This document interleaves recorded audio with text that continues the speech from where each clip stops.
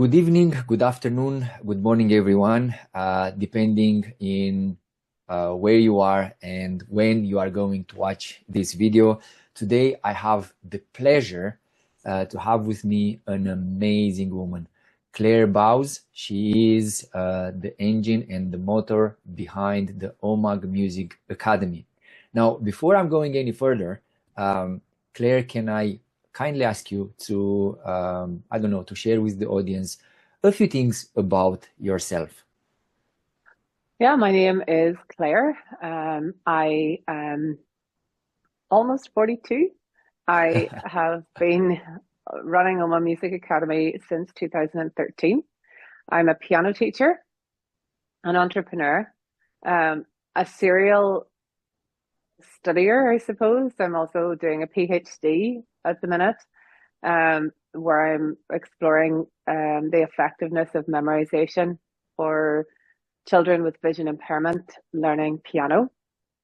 And I'm also a mum to three children, a wife, and yeah, I just live life to the full and enjoy it as much as I can.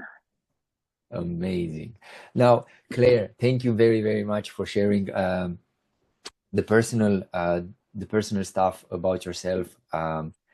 Having the academy since 2013, it's amazing for me. I have three children. My daughters, they used to be a lot in the music. They've done violin, they've done piano lessons, both of them. And now the youngest one, we have a proper piano in the house. He's playing with the piano, and we were actually looking to get some piano lessons for him. You mentioned the memory and how piano and how music helps children to develop their brain. I am a little bit into the brain development as well, but from a different perspective. I'm using the abacus for that, and we had amazing results. Now, can you share how the music in general, or how the piano helps, or violin, or whatever it is, help children to develop their memory, to develop their brain, if that's... Yeah. Well, there's several things about learning an instrument which are important in terms even of brain development and just even developmentally for children and young people in general. So learning a musical instrument requires a lot of discipline and work, particularly in the early days, where you need to lay a really good foundation. So you need to make sure the solid systems are in place for children to understand music. The way we teach it is that they understand it orally first. So all through listening and experiencing and movement. And then they eventually move on to reading music on the stave once they've developed all that background. And that alone helps their understanding of music, helps them recognize patterns, rhythms, different features like that. And that helps build their memory bank from a young age. And then as they progress in their learning journey, like it takes commitment and dedication to practice regularly, because like anything else, if you don't practice, you're not going to improve, your skills aren't going to improve. And those are kind of the fundamentals to music. And music, particularly with an instrument like piano, where often when you get more into it, you're playing like the melody in one hand and the accompaniment in the other. It uses both sides of the brain at the same time. So that's something that doesn't often happen a lot, because you're using your right side of your brain and your left side of your brain and you're asking it to do two different things. So it's really good in terms of that as well. And essentially music is another language, so it develops that whole area of the brain as well, for like understanding the difference in language and and all those elements. And yeah, it just, I suppose when we encourage, particularly encourage our children, although it can help from any age, it's giving them that opportunity to use their brain more effectively, I suppose, and therefore develop all areas. Yeah, no, it's amazing. Like, I mean, Yeah. I know I'm working with kids, and I've been working with kids. I have at least 8 years. Yeah, 8 years working with children. My the age I work with is 5 to 13. 13 being the I don't know. We don't accept children over 13, and the main reason behind that is because we want to allow time. Our program, it's a 4 years program. If you do the full program, and oh Jesus, the results we had were and are amazing. Like, actually, on the 11th, on the brain development event, I am going to release some of my research, that like 8 years of research. And like, I work with all type of children, even with children with special needs, like autism or Down. I've been working with children with autism, and the results I had, they were amazing. Like, I'm telling you, amazing. Like, if you see how they were when they started and where are they now, it's like, for me, it's amazing. Like, I mean, at the end of the day, that's our mission. We want to help children as much as possible to develop as much as they can. Now, going back to you, because the interview, it's about you, it's not about me. Claire, what was, like, sometimes you have a moment in your life when you decide, I don't know, I want to be an entrepreneur. What was that trigger in your life? It was someone, or it was an event that triggered that entrepreneurial, I don't know, talent? Because not everybody has the talent to be an entrepreneur. It's a talent, and then you have to work your talent to make it successful. So what was yours? Well, interestingly, I didn't set out to be an entrepreneur. It was my passion for For music and music. piano teaching. Yeah.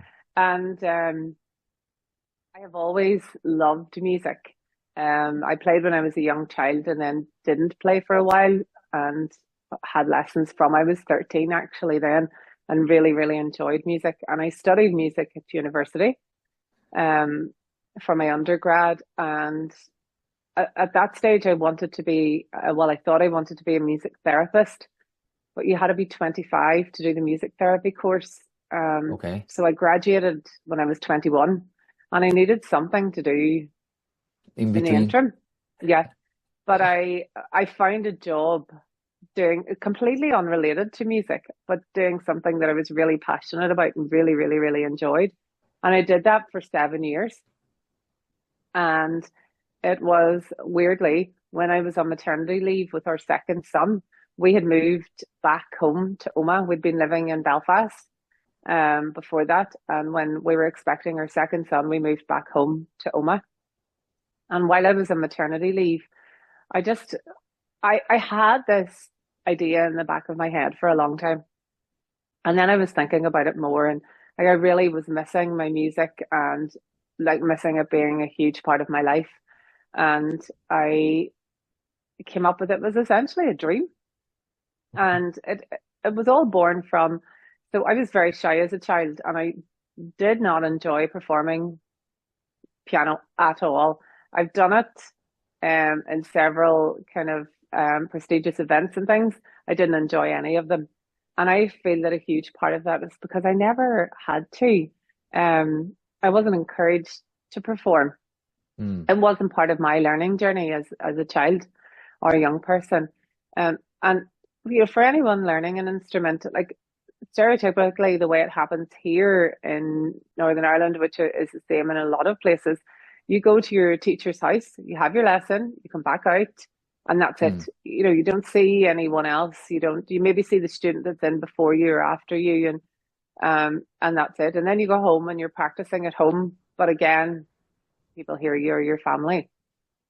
So I had this idea of creating somewhere where students could come together and learn together, and encourage each other and learn from each other and develop confidence, to be proud of their talents and show them off.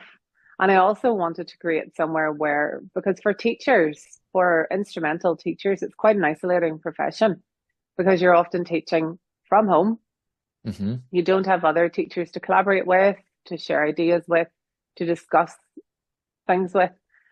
So I wanted to bring instrumental teachers and students together and create this community of people with a shared interest, where they could come together and learn from each other and collaborate.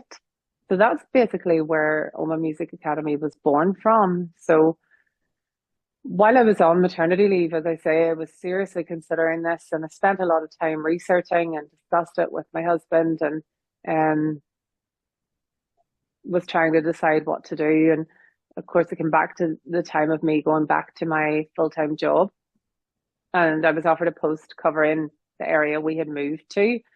So it was nearly all too good to be true. I was going to be doing 4 days a week, and um, didn't have as much travel, and everything. It just was the easy option to go back to that job of having a salary coming in, a dependable salary monthly, and good conditions and things. And so I thought, I'll put the music school idea on the back burner for now. And I went back to work in May of 2012, and in October I handed in my notice because I thought this just doesn't do it for me anymore. And it was one morning, my husband traveled to work, so I was getting up in the morning and getting the two boys out to school or out to nursery and daycare. And it was always just such a rush, and to get them out, to get me to work Mm. and whatever. And I thought there has to be more to life than this. Um, and I talked to my husband again about the music school, and I was like, I don't know what to do. It's a bit of a bold move, and there was nothing like this in Omagh before either. And he said to me when we were discussing it, and then I thought also, maybe I'm better waiting till the boys are a little older. But he said to me, he was like, Claire, you have to try this. He says, if you try it and it works, brilliant. But if you try it and it doesn't work, at least you've tried. You won't be Mm-hmm. asking that what if. Um, and that was what made me do it at the end of the day. So it wasn't born out of a love for entrepreneurship. I didn't have a clue about running a business, if I'm totally honest. I really didn't. I had a passion and I knew what I wanted to achieve. And that's how it started. And like, I mean, what after you started, what was the biggest challenge? Like, I know we have as entrepreneurs in our journey, in our businesses, we have challenges all the time. Sometimes it's money, sometimes it's, I don't know, software, sometimes nothing, it's something is not working. Sometimes you don't have, like in your case, it's hard to find teachers or instructors Yeah. who are willing to do it. So there are always challenges. What was the biggest challenge you've had? Like as you say, there's been loads of challenges. So initially there was those challenges around running a business and getting the right support in place so I knew what I was doing. And I'm still, as I say, I'm still learning and improving systems as I go. But that's all part of the learning. Um, the biggest challenge, I suppose, which was challenging time for everyone, was the pandemic. Mm. Because I, like everyone, thought this is it. In my case, it I was can't, it. In yeah, my I case, it can't, was it. yeah, it was like, how do we do this anymore? Mm. But I actually made the decision, and I suppose this is the entrepreneurial side of it then coming out, as well as I didn't want the children missing out. I didn't want my staff to be unemployed. Mm-hmm. Um, so we very quickly made the decision to move all our lessons online. Mm-hmm. which we had never ever done. We had never offered or considered offering online music Classes. lessons before. And we did. And we got the word out very quick. Within a week or so, we were offering lessons online. So there was huge learning curve for me as the business owner, um, and working out how we were going to do this, how I was going to manage the team remotely. I also had to provide the support to the team on how they could deliver lessons. Mm-hmm. And then there was obviously a lot of child protection, data protection, all that had to come into account as well. So it was a huge, huge steep learning curve, where we had to, well, I had to initially, and then the team, we all had to work together to be able to make this happen. And I'm delighted to say we did. Um, and it has hugely benefited Omagh Music Academy in the long run because we now offer, like I have students that haven't come back into the Music Academy since COVID. They continue with online lessons because it works better for them. Mm-hmm. And it also means that if students aren't able to get to us for whatever reason, maybe there's a transport issue, they're feeling unwell, but they're well enough to do a lesson, we're able to jump online and teach their lesson online. So from in terms of dropout rate and sort of improving our offerings and the services we offer, it has turned out to be a huge asset offering online lessons. But it was definitely the biggest challenge at the time because there was that, right, this needs to happen and it needs to happen now. You know, we couldn't take time to research the best way to do it or the most efficient way or effective way. That had to be learnt as we went along. Yeah, and I do agree with you. Like the COVID took us, nobody was prepared. That was a huge Yeah, surprise for all the businesses. We had to adapt as well. yeah, We moved to online classes. The only difference is the parents, in my case, they were very skeptical about the online classes, and like we've lost 80% of the business like that. yeah. And that's the Um, risk, isn't it? Oh, it's a huge risk. But on the Yeah, other hand, like if you ask me with the online classes, I think this was and it's still a huge opportunity for everyone because it opens the door to locations you were never able to reach. yeah, Yeah, absolutely.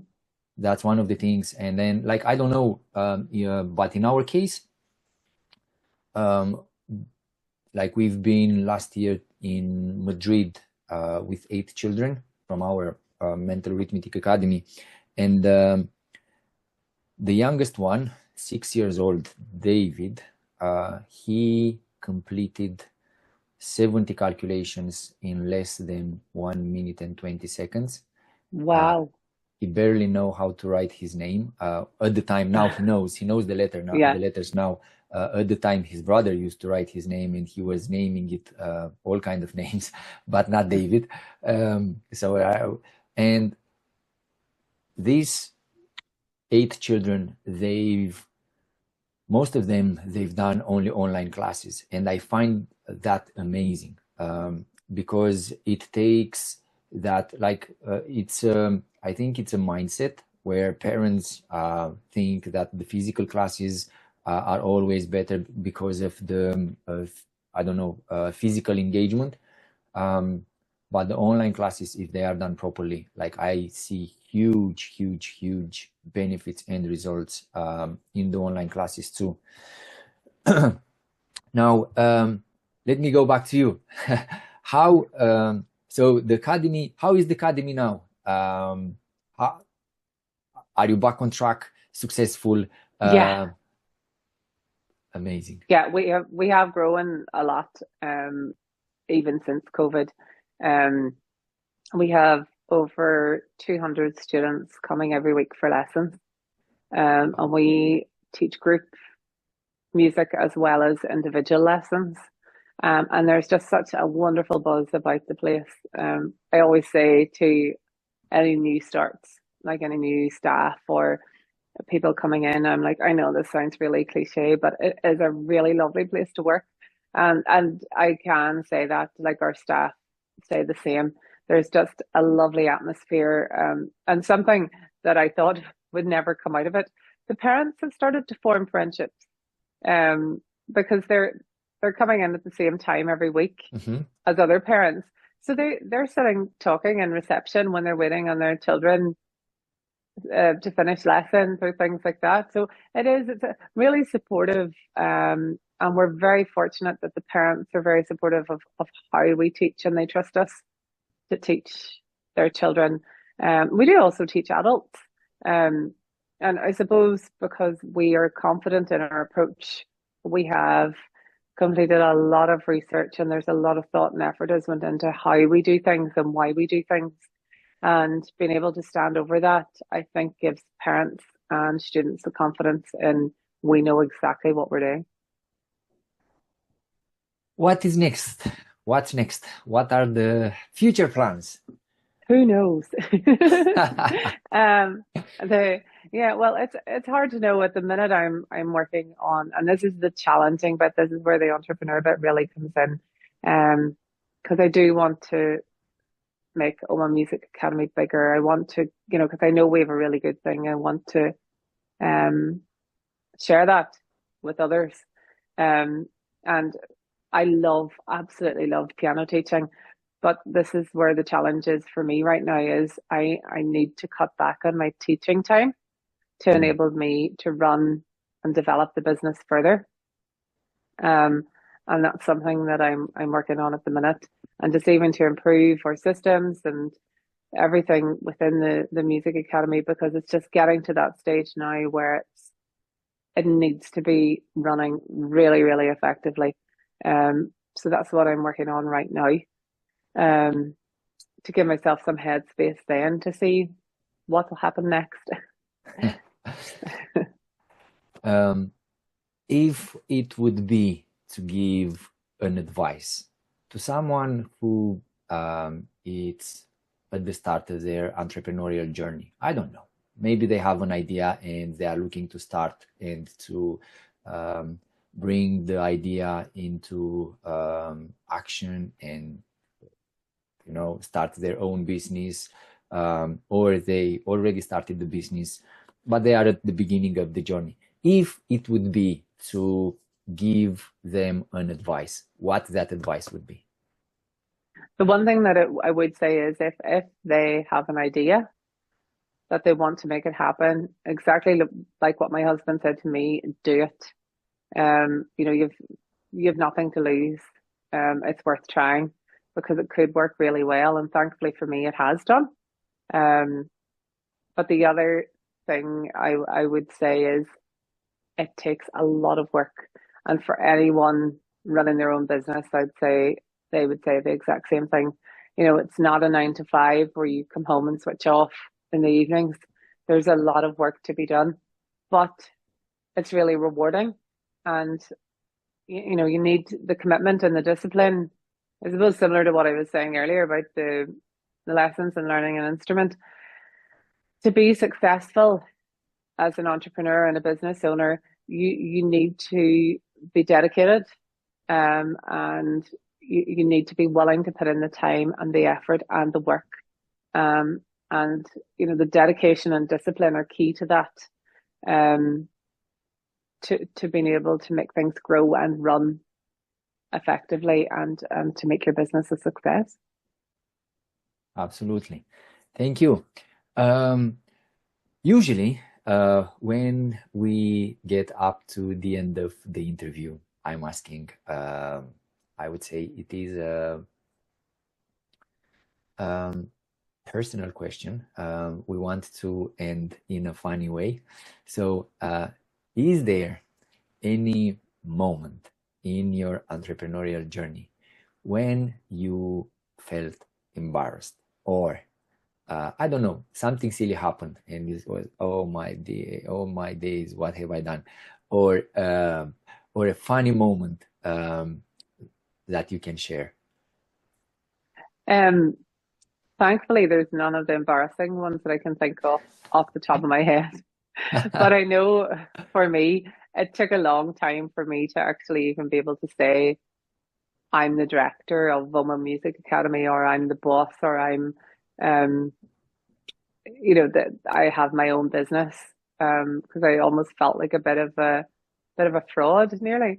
But recently, I was getting ready. I was going to speak at an event, um, on International Women's Day, and it was all to do with female business owners. I was speaking as a female business owner, and my experiences on that. And I had got ready that morning, and my daughter, who's 10, she was like, "Oh, Mummy, you look like a real boss." And I said to her, I was like, "Hey, that's because I am a boss." And she goes, "Are you?" So it's just, for me, it was funny because like she knows, like she has grown up her whole life. Um, I have had Omagh Music Academy. She hasn't known anything different. Um, and she knows that I teach piano, and she knows that I have Omagh Music Academy. But to her, at the end of the day, I suppose I'm just mummy, which is the way it should be. And it was her reaction to when I said, "I am a boss." It was, it was like, this is a light bulb moment for her that she hadn't realized. So I thought, yeah, it sort of almost keeps you level headed too, because it's like no matter how big or successful you get, not everybody sees you in that way, which is good. Mm, yeah. Thank you, Claire. I think it was an amazing interview. Thank you very, very much to share the story. The story behind Claire Bowes, the story behind Omagh Music Academy. If you have a message for, I don't know, for our audience, now it's the time to share it.